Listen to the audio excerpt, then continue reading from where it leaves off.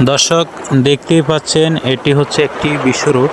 এই বিশ্ব রুটটি হচ্ছে আমাদের ভোলা জেলা থেকে চরফ্যাশন হইয়া দক্ষিণ আসা সেই রুটটি আজকে দেখানোর চেষ্টা করব। সেই বিশ্ব রুটটির কিছু সৌন্দর্য এবং আশপাশের কিছু দৃশ্য দেখতে থাকুন, আশা করি ভালো লাগবে।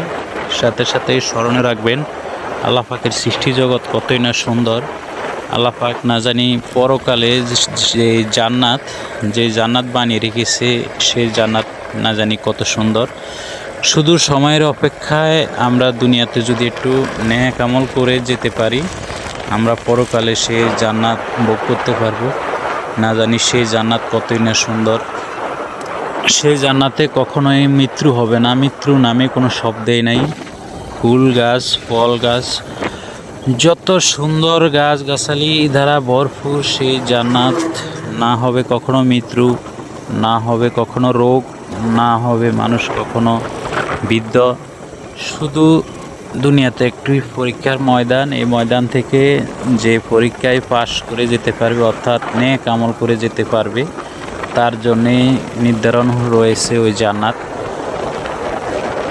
দুঃখজনক হলো সত্য, মাত্র 60-70 বছরের জিন্দিগিতে অনেক মানুষ একটু পরীক্ষাতে এসে কিন্তু দেখা গেছে দুনিয়ার পরীক্ষায় সে শুধু দুনিয়া নিয়ে ব্যস্ত থাকে, দুনিয়া নিয়ে মশগুল থাকে, কিন্তু সেই পরকালে যে জান্নাত রেখেছে আল্লাহ পাক, সেই জান্নাতের জন্য সে কখনো চেষ্টাও করে না, কোনো ফিকিরও করে না।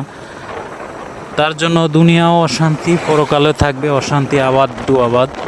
এই কারণে বলবো ভাই, দুনিয়ার জীবন কেটে যাবে এক সময় এমনিতেই, পাশাপাশি একটু ন্যাক আমল করে নেন। ন্যাক আমল করলে আল্লাহ পাক আপনার দুনিয়ার জীবনও শান্তিতে চালাবে, পরকালের জীবনও শান্তিতেই চলবে। তাই আসুন সবাই সময়ের কদর করি, ন্যাক আমল করি। কারণ দুনিয়াতে চলতে হলে হচ্ছে টাকার প্রয়োজন, আর পরকালে সুখে শান্তিতে থাকতে হলে হচ্ছে ন্যাকের প্রয়োজন। এই ন্যাক আমল দুনিয়া থেকে করে যেতে হয়, পরকালে মাটির নিচে যাওয়ার পরে ন্যাক আমল করার কোনো সুযোগ নাই। তাই দুনিয়ার জীবনও আমরা অতিবাহিত করতে হবে এবং দুনিয়ার থেকে ন্যাক আমল অর্জন করে নিতে হবে, নচেৎ পরকালে জিন্দিগিতে ঠকে যাবেন।